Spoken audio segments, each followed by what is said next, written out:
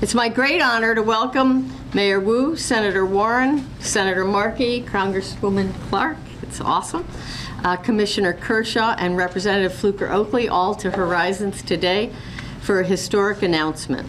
An announcement that we believe will really underscore the critical nature of early education and the importance of supporting the ongoing educational and professional development needs of a vital workforce. What the pandemic has taught this country is that early education is vital to a healthy economy. What we have known and what research has proven is that early educators are setting the foundation for children's ongoing mental, intellectual health and well-being and life outcomes. With their parents and us in the classroom, a child's brain architecture is literally built, and that is the groundwork that is laid for them to have effective social and emotional and executive function skills, without which one cannot succeed in life, nor can you succeed in a classroom. Accessible and affordable early education is the only way that we can truly level the playing field in this country. At Horizons, this building houses the NACCE accredited early education program, which serves 225 children experiencing housing insecurity and homelessness. The beauty of the building is a strong statement that we fundamentally believe that at-risk children deserve the best quality education out there.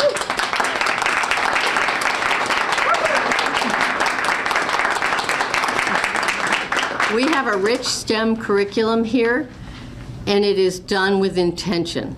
We want these children to grow up to dream of being engineers, astronauts, and coders from the youngest age.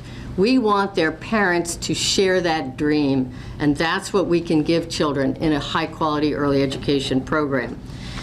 High-quality early education has never received the funding that it deserved on either a federal or state basis. And this dynamic, thank goodness, has started to shift. Thank you to many of you. And your work in Washington, at a local level, and at a city level. Bold federal, state actions have happened throughout the pandemic and are dramatically beginning to shift perspectives on how to look at early education. In Massachusetts, a special federal support for this sector came in the form of $730 million in ARPA funding and other funding. At the state level,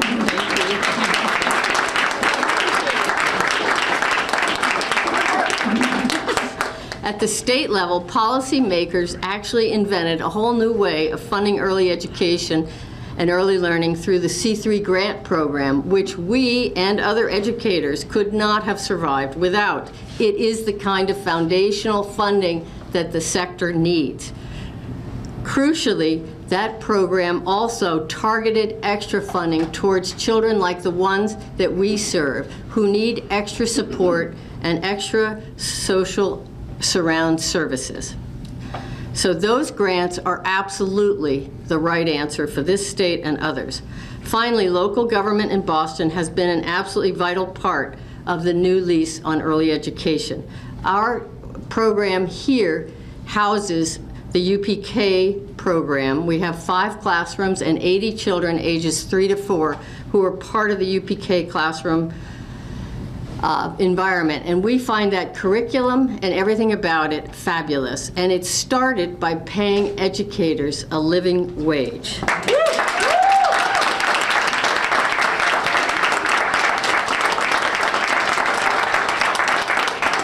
Our educators are at the heart and soul of the workforce. And last year, in recognition of this at Horizons, with the help of the C3 grants, we chose to increase our salaries substantially. By this spring, we will have a minimum teaching wage of $50,000, which will be well over.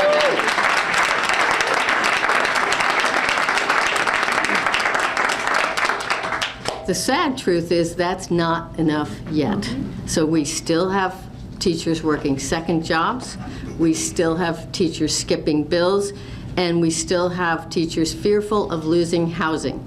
We know this because we do a well-being survey on a regular basis of our workforce.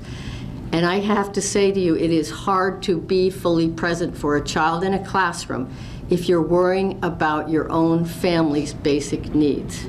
So we have to do better, and we're going to start today. Building more affordable pathways for educators to access ongoing educational opportunities is a phenomenal idea. With an increase in pay, it would be a home run for the world. So I'm looking forward to collaborating, there you are, with Mayor Wu and her Office of Early Education, as well as state and federal regulators, to really bring the change to this sector and strengthen the sector the way it needs. Thank you so much, and I welcome up to the podium Mayor Wu.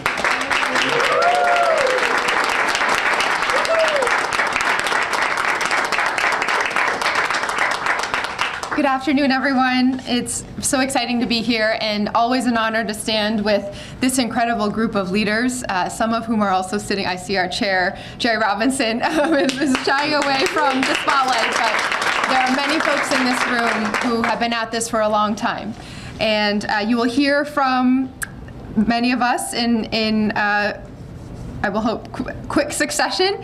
We're going to hear from our senators, Senator Warren and Senator Markey, our Congresswoman Catherine Clark, councilors Julia Mejia, Ruthie Louis-Jean, Kenzie Bach, State Representative Brandy Fluker-Oakley, Tiara Diaz, our Director of UPK, Universal Pre-K in the Boston Public Schools, Pam Ettinger, President of Bunker Hill Community College, a key partner for us, and then Lisa, an early educator here at Horizons for Homeless Children. Before I jump into all of that, I just want to reflect on how exciting it is, how many memories it brings back for me to be in this space. More than 5 years ago, when we were at that point, historic high water mark for the number of women serving on the Boston City Council. It had been a long time since we had been at 4 women serving simultaneously. And so for that term, the 2016-2017 term, the 4 of us teamed up and decided to tackle a year-long exploration of every angle of early education and care and how we could try to make a difference. One of the most informative and impactful sessions that we had was right here with Kate and her team. They are the leading experts on policy, the city, state, and federal legislative and programmatic pieces that we need, because they are implementing this every single day for families and changing lives, redirecting trajectories, and making so much possible for our most brilliant residents here. We got to walk through the space a little bit earlier, and to see our young people in bright, airy, beautiful classrooms with all the resources surrounding them, interacting with amazing educators who just represent the future and hope and possibility for so much. It's an incredible inspiration always to be here, and I want to thank you, Kate, for all that you have been doing for a long time and continue to do. I want to thank first I want to note who is not here. So Congresswoman Ayanna Pressley could not be here because of a scheduling conflict, and she has been absolutely instrumental in securing the investments that we're celebrating here today. So whenever we are in the MA 7th, we are so grateful to Congresswoman Pressley, and I want to thank her and her team. Also, someone who has been instrumental is our director of our new Office of Early Childhood, Kristen McSwain, who is not feeling well this morning, and as we reinforced to each other as an act of leadership to choose, even though she very much wanted to be here, to choose to stay home and keep everyone healthy. She has made all of this happen, and so to Kristen, we are so thankful.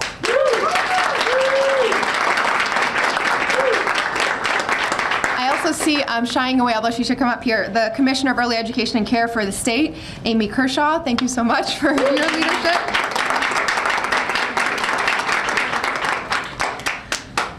Today, there are more than 50 childcare classrooms that are sitting dark, empty, and unused across our city right now, even as we hear every day about families that are looking for access, and we see the gaps that the pandemic has made impossible to ignore.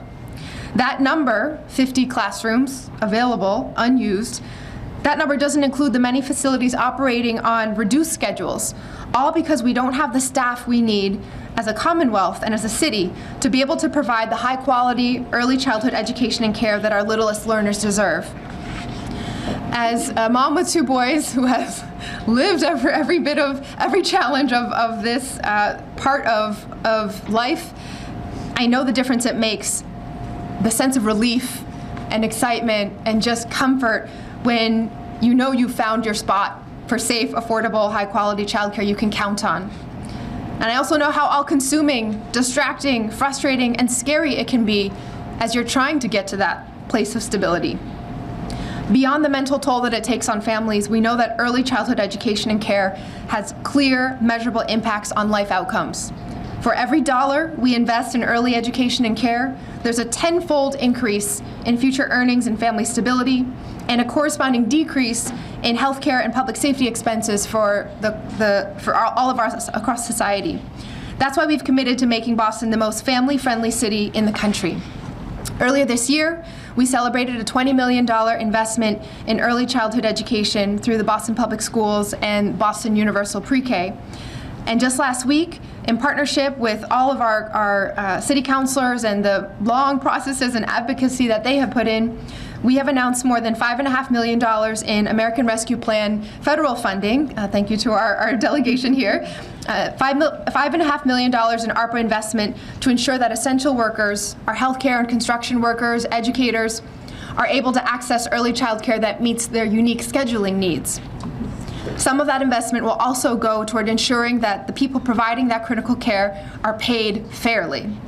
I am so excited about these investments, but there's so much more that we also need to do. So I'm grateful to be here with colleagues in government and partners in the early education and care sector to do more. Today we're building on our existing investments and announcing the recipients of our Growing the Workforce Fund. This is an additional $7 million in ARPA investments dedicated to expanding and empowering our childcare workforce. These funds will go through 4 grantee institutions, neighborhood villages, I see Sarah in the back, Bunker Hill Community College, thank you, President Eddinger, Urban College, and UMass Boston, specifically to recruit new early childhood educators and help existing educators earn additional credentials. Through these grantees, we will be funding nearly 800 certificates or degrees across the early childhood sector.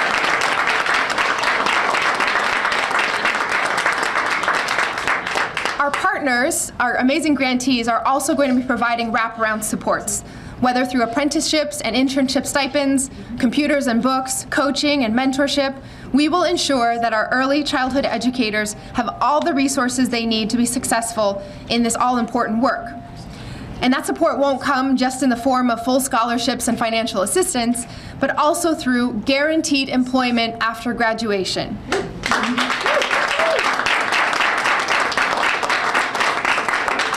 After graduating, all participants are committed to work for 2 to 3 years providing early childhood education right here in Boston, more than paying back what we are investing. This will both ensure that graduates have an opportunity to put their skills to use in the field and help stabilize the early childhood sector in our city right now. This is an investment in our families, in our economy, and in our future. For all the working parents who've had to struggle to find a center with enough staff to accommodate non-traditional working hours, for all the early childhood educators who've struggled to find opportunities that recognize your value and compensate you fairly, for all of our city's children who deserve to be taught, nurtured, and given the chance to become the leaders and change makers they're destined to be, today's announcement is for you. And I checked in with Kristen ahead of time to make sure I was getting all the points. She wanted to make sure, she was going to convey that, again, this is not just about helping us fill gaps in the workforce right now, but a real investment in the future, because we are now empowering these educators and our staff members to enter the workforce debt-free. And that will reap dividends for decades to come.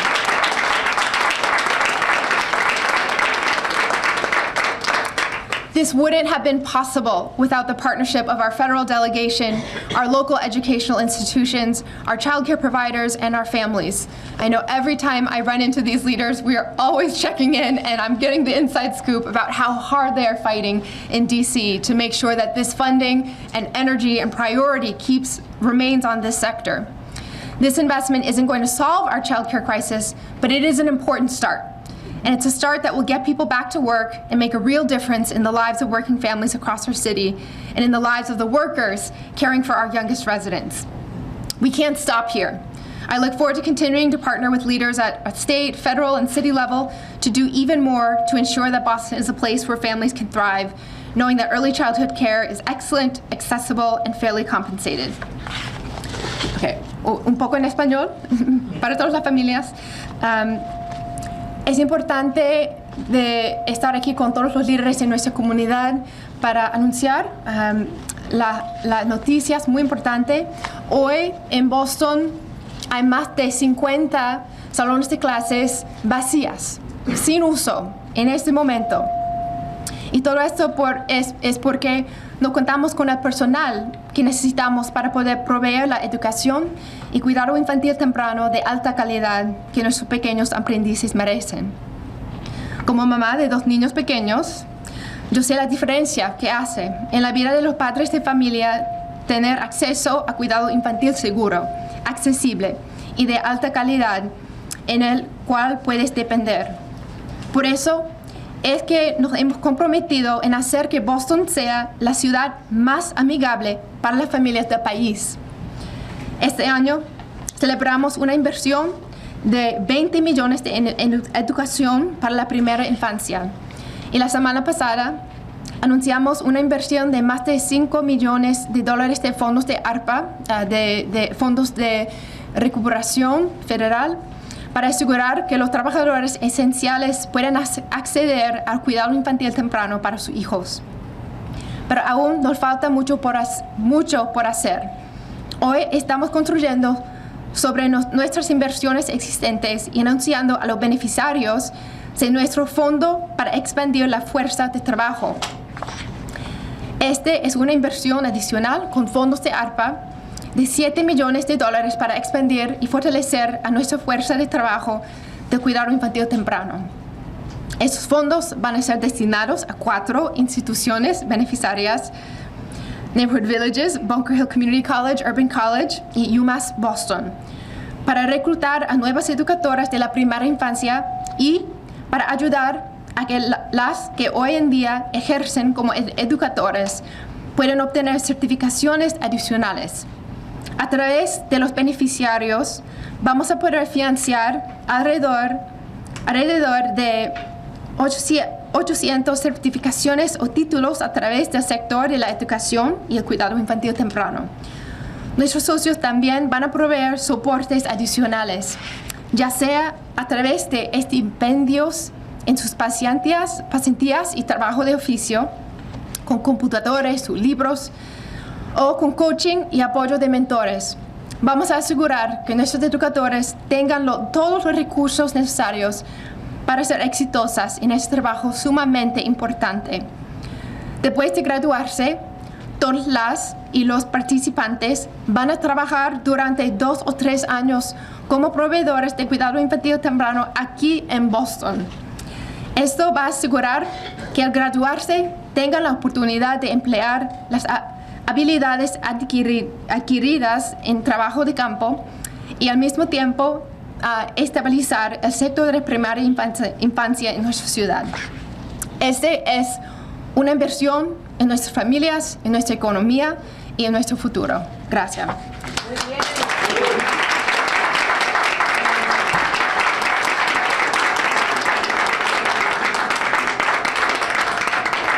Because I'm going to play Kristen's part and I won't do it justice, but try to MC.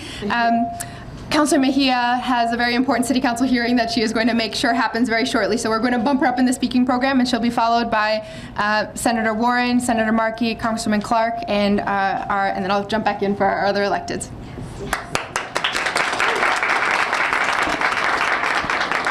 I really do have a hearing, y'all, at 2 o'clock that I'm chairing, so I need to be quick.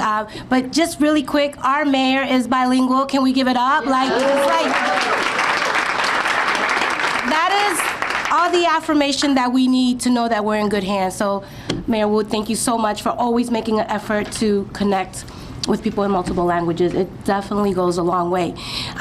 Really quick, I'm not going to occupy too much space other than to say a number of things. One is, as a BPS parent, navigating the early childhood education experience was a nightmare for me. At the time, I was making a little bit too much to qualify for a child care voucher. And the only way that I was going to be able to put my daughter in care was if I reduced my hours. And that whole system is set up to keep us in poverty.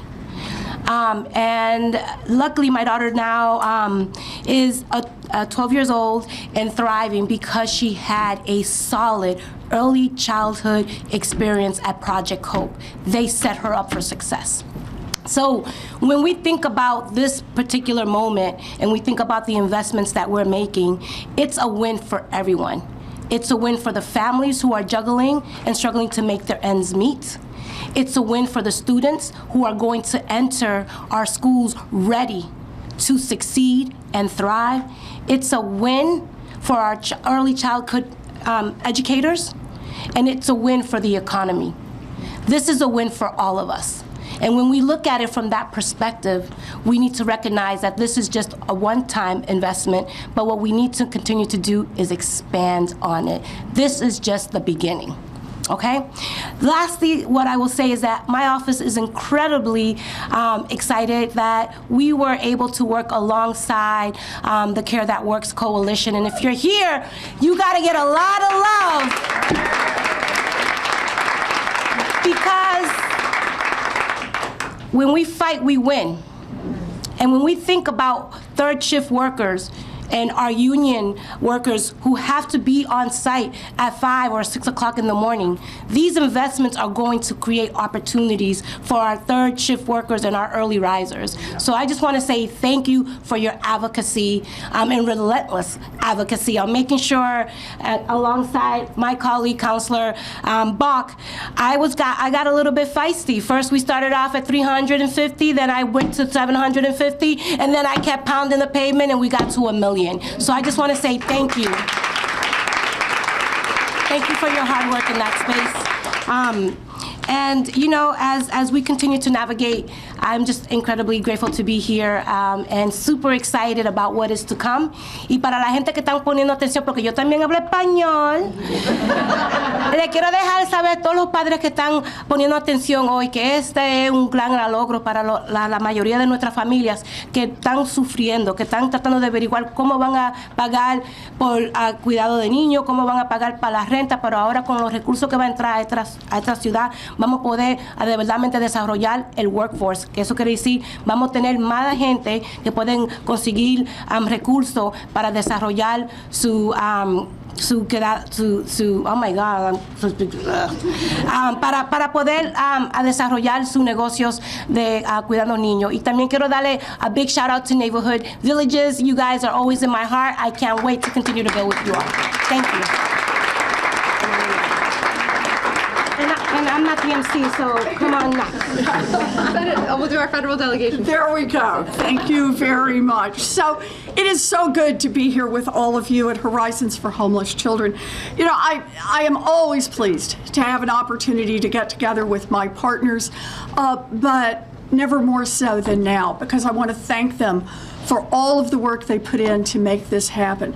To our mayor, to my good partner in the United States Senate, Senator Markey, my partner in the House, Catherine Clark, who was in this fight from the very beginning, to our counselors, to our representatives, to our educators, both of the little tiny ones and the great big ones who are going to make this program work, and to all the groups who got out there and advocated. This is powerful. And I always think of this as childcare is infrastructure. If you want to build a future, you got to have roads and bridges, you got to have clean water, and you've got to have childcare.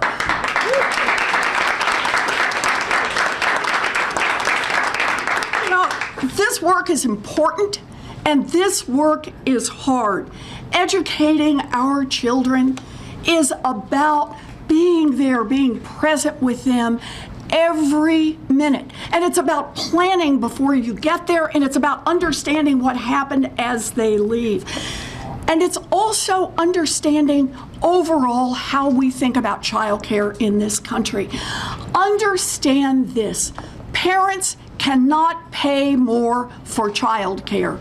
And this is true across the board. And yet, child care providers, our teachers, our educators, they cannot survive on what they are paid. And that means it is time for our government, our federal government, our state government, and our local government to step up, because that is the only way we're going to have a system that works.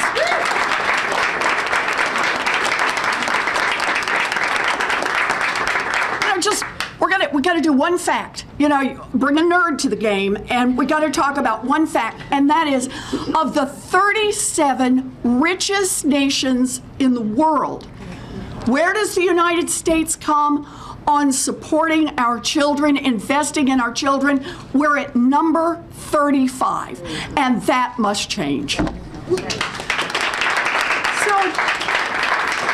we had a terrible problem with childcare, all these structural problems, underinvestment before the pandemic hit. And then when the pandemic hit, everything that was bad got a whole lot worse. Everything that was hard got a whole lot harder. We are now, across this country, down 800,000 child care workers nationally. So how do we fight back from that? Well, part of it is we got to put in the resources. And here's where I want to say, Congress, our delegation, Ayanna and Catherine and Ed and I and others fought, and we got $50 billion in funding for child care in this country. And then here comes the really exciting part. It isn't just you put some money out there and hope good things will come from it. It's that our local partners truly stepped up to make the most of this money, to make sure that this money is used in transformative ways, that we raise wages, that we invest for a future generation, that we make certain that our teachers have the opportunity to get the certification that they want. The new funding from the Growing Workforce Fund is going to support child care workers like the people who are in this room, people who have been undervalued and underpaid for far too long. It is also going to provide lots of funding for new child care workers, which is exactly what we want to see. This is wonderful work. And there are many young people who would like to join this workforce. They would like to be part of caring for our babies. But frankly, therefore, they were afraid that they will not be able to afford to support their own families if they go into this field. And today, we talk about how to change that. Investment is in child care workers.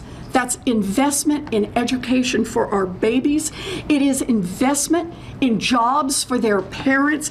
It is investment in workers for businesses. All the pieces fit together. Mayor Wu led this fight at the local level, and her work will make a huge difference. She had a city council and city councilors who were willing to go to the mat to fight for this. But Ed and Catherine and I understand you cannot do this alone. So we are right here with you. We will keep fighting because we understand that no great nation thrives by underinvesting in its children. We are here because we believe in government at its best, a government that invests in all of our children and opportunity for every one of them. Thank you. And with that, I introduce best partner ever in the Senate, Ed Markey. Beautiful. Thank you. Thank you to Senator Warren. Thank you, Kate, for inviting us here to this wonderful home of hope for families, for children. Mayor Wu, such a great leader. We will be #1 in the United States under your leadership, making sure that we include every child in this vision. And Senator Warren and Congresswoman Clark, Congresswoman Presley, we all know something that's pretty clear. A vision without funding is an hallucination. You have to get the funding into the hands of the people who are going to be doing this job. And that's what we have been trying to do, especially over the last 3 years since the pandemic began. And we're here to recognize this important step towards making our essential workers get the recognition which they deserve. They could not Zoom to work during the pandemic. They had to show up every single day in order to ensure that our economy worked. While the rest of us were Zooming, they were showing up. They were doing the job. They were taking the risks for their families on behalf of our families. And I think that the pandemic shined a bright spotlight on who they are in our society, how underpaid and underappreciated they are. So we want to thank all the child caregivers and educators that have joined us today. Your dedication gives our children a nurturing environment to develop early learning skills and provides them support after school to benefit them throughout their entire lives. We know that this is a crisis. We know that we're down 10% in terms of child care workers just in the state of Massachusetts alone. And we know what pressure then that puts on families. And these frontline workers had the capacity to provide help. And as everything shut down, it was the child care providers who ensured the strength of the safety net. They stepped up, they organized to open their centers and their very homes so that children had a safe, nurturing place to go in the darkest days of the pandemic. It takes a village to raise a child, and our child care centers are its backbone in the 21st century. These providers of hope and safety couldn't do this work alone. For far too long, we have asked child care providers to operate at the margins, barely making ends meet for their centers and for their own families when we asked so much of them. When they took on the cost of the temporary shutdowns or COVID safety protocols, they needed Congress to be their safety net. When these educators and teachers experienced burnout as they carried the weight of the Commonwealth's economy and workforce on their shoulders, they needed additional support. So we got to work. And that's what Senator Warren was just referring to.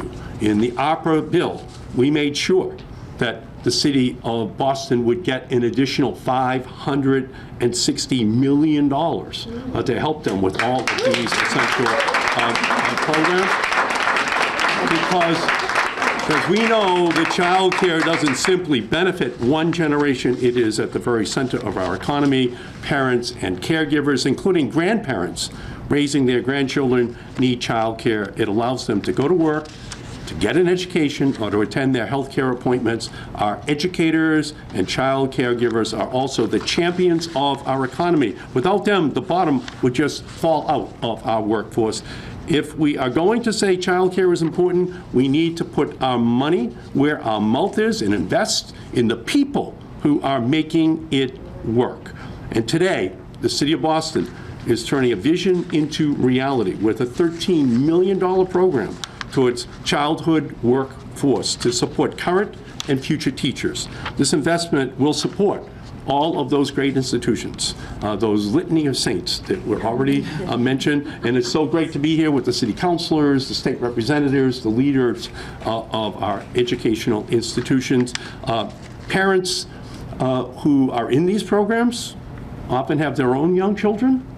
And that is something that gives them the insight as to what the problem is and why they want to get an education for themselves so that they can get into early education or they can start up their own child care centers because this will give them the skills they need for an ever-expanding need for child care, which will be the 21st century in America. And it will help to unleash the entrepreneurial skills in those young people who are going to be graduating from these great institutions. So this is an incredible moment. And again, I can't thank you, Madam Mayor, because we're taking one more step towards showing that our child care providers, that we value their work, and our parents, how much we support them and their families. Last year, 3 billionaires in America made as much as all early education providers combined in our country. Who provided more for our country last year? Those 3 billionaires or all of those kindergarten early education teachers? The answer is just so obvious. Every child, black, brown, immigrant, no matter where they come from, deserves to maximize their God-given abilities. They're only 20% of the population. They're 100% of our future. That's what we're celebrating here today. Programs that help to make that promise to every child in the city of Boston and as a model for the rest of the country. So thank you all so much for everything that you're doing. And now I turn the podium over to the highest ranking person in leadership in the House of Representatives from Massachusetts since Tip O'Neill, Catherine Clark.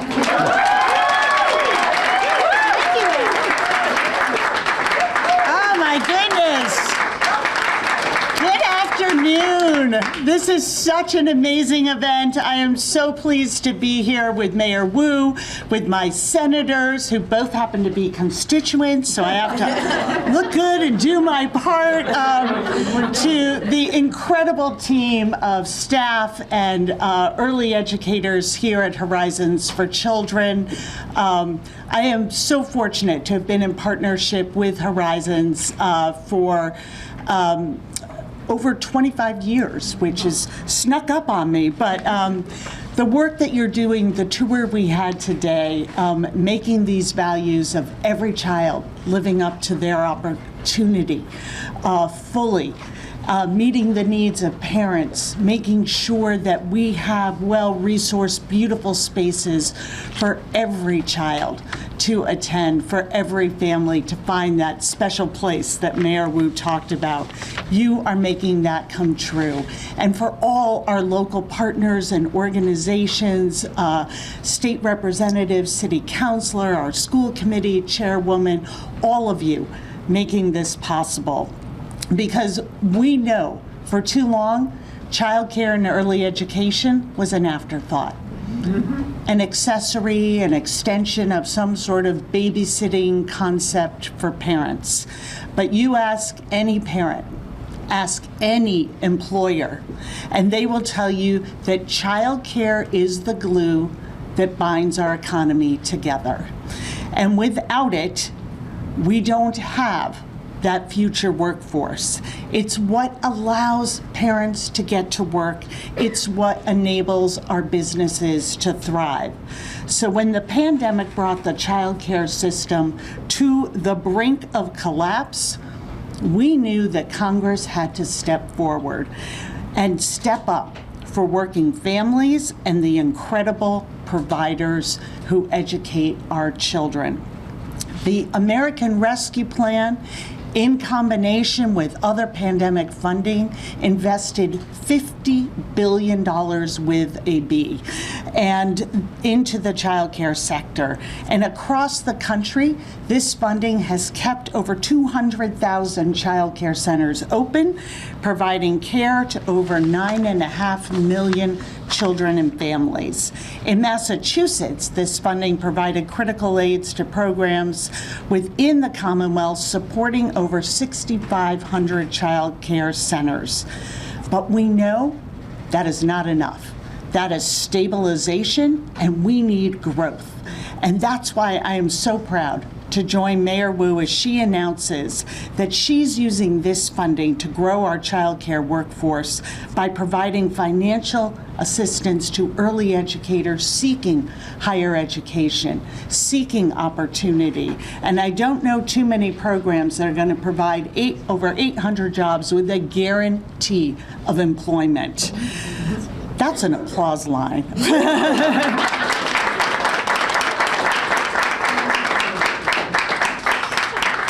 This is going to allow not only financial security for our providers, but also the ability to meet the needs of Massachusetts families. This is a win for our children, for our families, and for our economy. And that's what's possible when you govern by putting the American family at the center of your priorities. And it's what's possible when we respect and value women in our economy. We know that most early educators are predominantly women and women of color. And it is long past time that we pay them a wage so they can care for their families while they are caring for ours.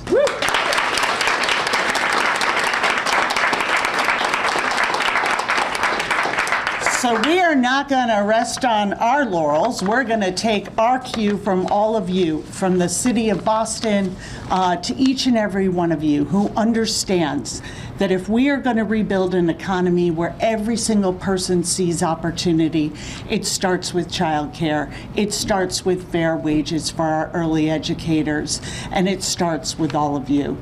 Thank you for your work. Thank you for being part of this.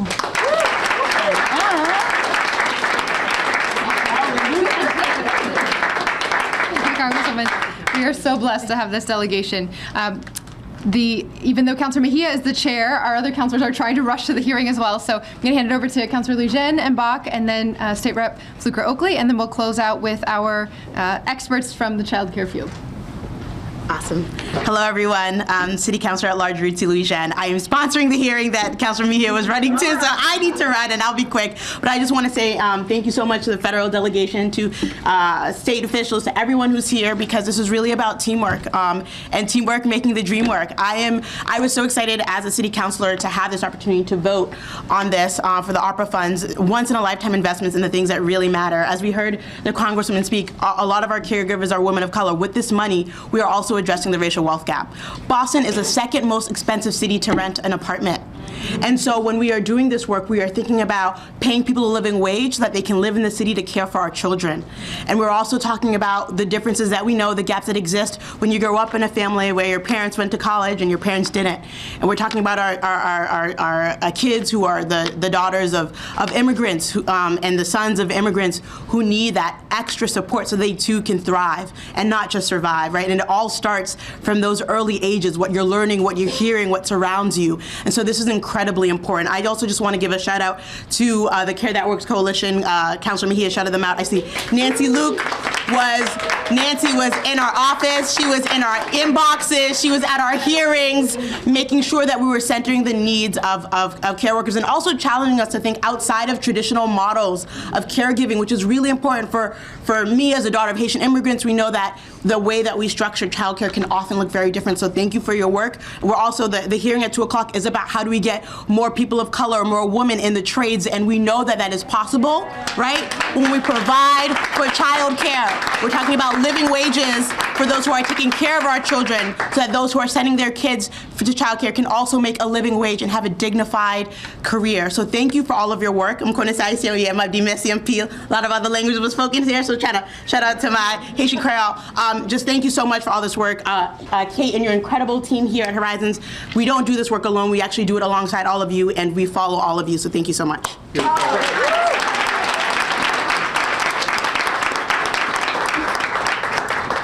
Hi, everyone. It's such a delight to be with you all. I'm Kenzie. I'm the District 8 City Councilor, but also I got to preside over the City Council passage of these dollars.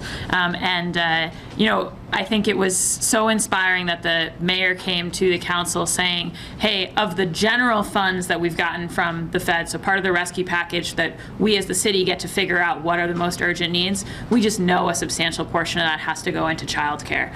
And it was a great proposal from the mayor, and the council was there. Like the council, right from jump, everyone was like, yes, childcare. And as you've heard several of my colleagues allude to, the only thing that happened was that number got higher over the course of the committee process. So I just think it really means a lot that we've got so many folks on, both the city council and in the mayor's office, including Kristen. And it really is sad to me that Kristen McSwain is not here, because she is like the linchpin holding this all together. But we are all singing from the same hymn sheet when it comes to, we need to make transformative investments here. And I'm especially excited that we're making those transformative investments in these really like systemic ways. The idea that we're going to get these 800 employees in childcare who are, gets to that next level of licensure, are knowing that they're able to do that without taking on debt, are also making a commitment to continue working in the city. We just think that that will pay dividends, not just with those 800 folks, but the idea that other folks around them will look at them and say, oh, that looks like a stable opportunity. Like that looks like something that's actually going to compensate me appropriately, and where I can raise my credential level and it can actually make sense and work. And so we're really excited about our educational institutions, and thank you to all the awardees who are here, that in the process of getting those 800 folks through this pipeline, we're going to build and kind of like formalize that pipeline more, so that many more people can follow on behind them. And then when we say, wow, look, for only this much money, we're getting new childcare workers minted in the city of Boston, we can go back to our federal and state partners and get more money to do more of this. So I just think, like, at every piece of this, you heard as well about, you've heard several times about the Care That Works Coalition, but they're really working on the idea that it's, that this is all connected, and that exactly as Councilor Legent said, we've actually got a record number of women in the building trades unions today in Boston, in the country. But guess what? That system is not designed for women, especially in a country where we continue to expect women to carry the labor of caring for children, right? And so the idea of like, hey, we're starting to unlock this one door, but for it to work, we need to also raise the base wages and benefits of our childcare workers, and we have to incentivize staying open at these off hours. Like it's just such a key example of how all of our fates are intertwined and tied together, and the labor movement, I think, is really leading on recognizing that, and also recognizing the cooperative opportunities for our family-based childcare. So it's just, when people, if you're wondering if Boston's just throwing money at the problem or we're actually trying to do systemic things here, I just want everyone in this room to know that it's the latter. And the $5 million that got announced last week it's about raising those wages and benefits for our child care centers across the city. So helping them pay more, and again, setting that up on a sustainable route. So this has to be the first step of so many more steps, but it's something that fills me with a lot of hope. And I do just think, people have said it up here already, but economy, the origin of that word, it's a Greek word, oikonomia. It actually comes from managing the household. Like, that's the original idea.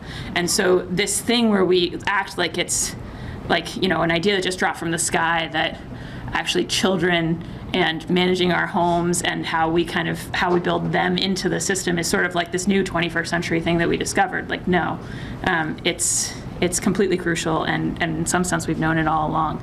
But I just think that you really can't spend a marginal dollar better than by investing in childcare when it comes to the impact. So really, really excited about it. And really excited specifically, just to end on thanks to our partners, Horizons for Homeless Families. When I was a middle schooler, I used to come to a site of Horizons for Homeless Families to read to kids. And I remember being 11 or 12 and walking in for the first time, and I was just going to read to kids, and then I found out the name of the thing, Horizons for Homeless Children, right? And I was like, oh, these kids that I'm reading to and playing with, like, they're homeless? And I think I think about it a lot, because I think about how much the need for our families is hidden in plain sight, and also how somehow, like, in this country, we forget that, like, we know in theory that everyone deserves, and every kid, regardless of their housing stability situation, deserves great quality care. But then when the question comes of whether we're actually willing to pay for it, we don't necessarily really, like, stare that truth right in the face. And so I think that I think it's amazing that this organization puts the homeless in their name, to remind people that homelessness is not some theoretical problem, and also that kids who are homeless are kids who need excellent early education, and that our entire society, in fact, relies on that being the case. So I really admire this organization, and I couldn't think of a better place for us to be making this exciting announcement today. Thank you.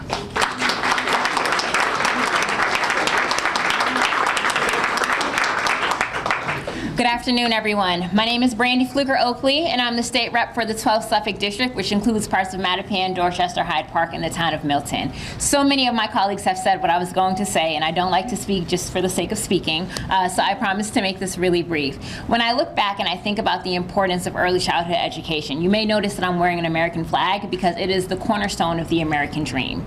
The truth of the matter is that our children cannot excel if they don't have a quality education. When I think about my mom, who moved up to Boston at the age of 20 from Alabama, not knowing a soul, later had me in life trying to navigate this public education system. Despite her education efforts, it was not easy. I found myself in a home daycare system in Hyde Park with Miss Marlene Abdul-Jabbar, whose daughter still carries the torch for high quality early ed. And it's because of that home daycare that when I entered formal school in the first grade, I was reading on a fourth grade level. I don't take that for granted because the truth of the matter is the investments we make today in early childhood care matter so much in saving us costs down the line, whether it relates to our incarceration rates and the correlation we see between educational attainment and those who are incarcerated, whether it relates to programs where we pay for food security and other things of that nature. When we set folks up with a strong education, they're able to go further and farther than we ever could imagine and anticipate.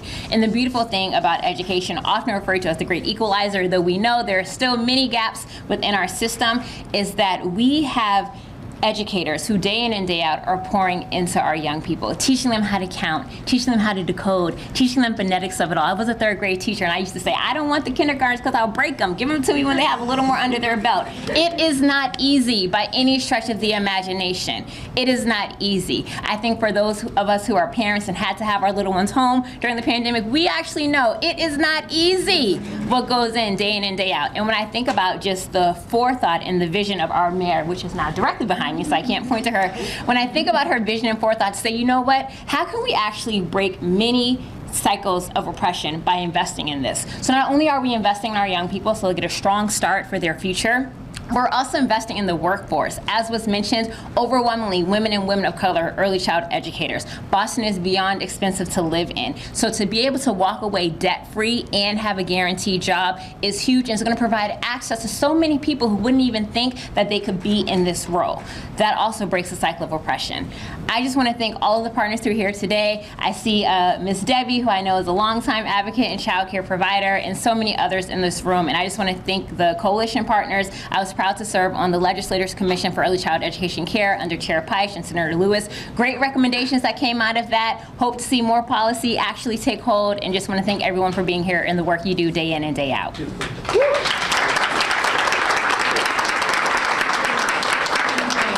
I know people are coming up on their other meetings and commitments now, so we're going to wrap up strong. There's so many people who've been involved with this. We're going to go to Director of UPK for the City of Boston, Tiara Diaz, and then President Ettinger and our early educator, Lisa Brooks.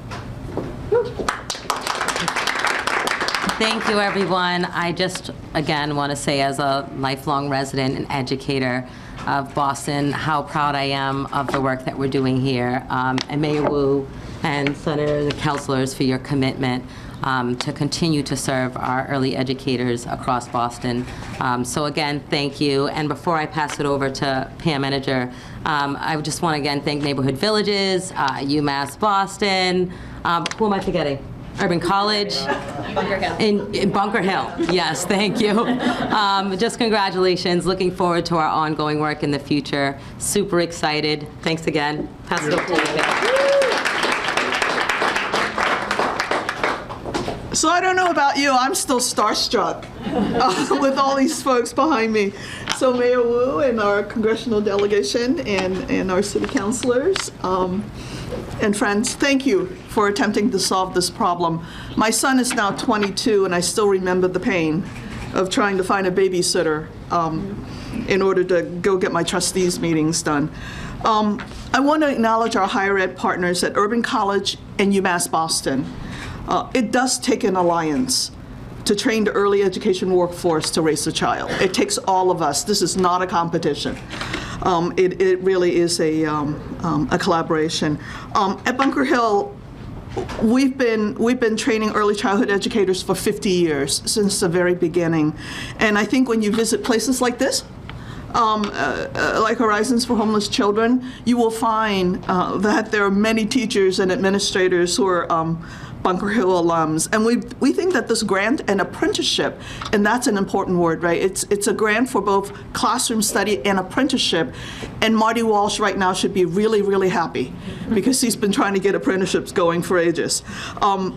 We think that this will strengthen the professional base for the profession and usher more professionals into the field. And we say early child care workers, they are professionals. They are teachers, and sometimes we forget.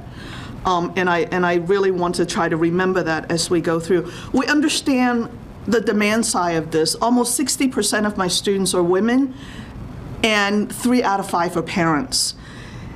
We've seen drops in college entry because there is no childcare. We've seen the needs to have childcare in order to sort of curtail this labor shortage.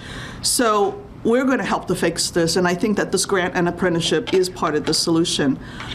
When we do our work with higher education, in higher education, we will be mindful of a number of things. We'll be mindful that everything that the students learn will contribute to a future credential to build their career. This is not a one-off. We're also mindful that we're delivering these services and instruction and to be multilingual. We're serving both inner cities, communities of color, communities of poverty, gateway cities. Bilingualism is part of our hope for the future in making all of our residents and citizens more marketable, and it's better for our children. And we're also going to offer wraparound services so that our non-traditional students, like the moms who are learning to be teachers to raise our children, will have the support that they need. This program will provide a few ways to get to an associate degree, both from the classroom, as I said, and also from apprenticeships, and there will be pathways to bachelor's degrees. We'll be flexible to everyone who's interested in entering this noble profession. I miss, Senator Warren, the story about Ann B. Yes. Because this is the story of Ann B, right? We're going to create 800 Ann Bs so that we will not curtail the possibility of having a wonderful senator who is helping us along today. Oh, that's sweet. Thank you. So I'm excited to know that more help is coming. And yes, Ann B. We need to fund Ann B. But most importantly, I'm happy about the opportunities to say thank you to our teachers and our students in the field and in this room. Thank you for taking care of us and for your devotion to our next generation. And Bunker Hill is very proud to be part of this team. Thank you.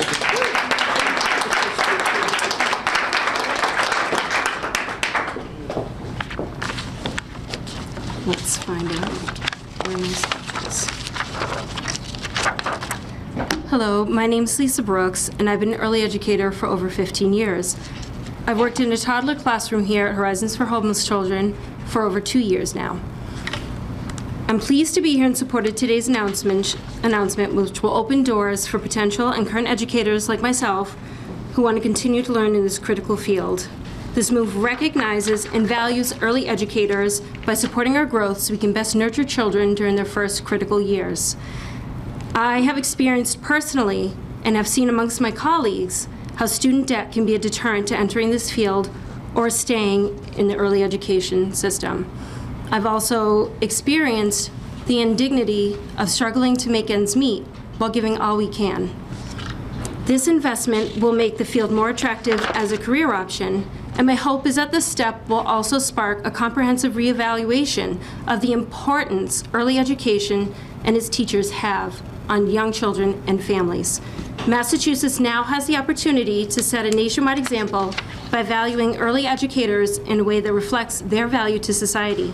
So thank you all for investing in us as we invest in your children.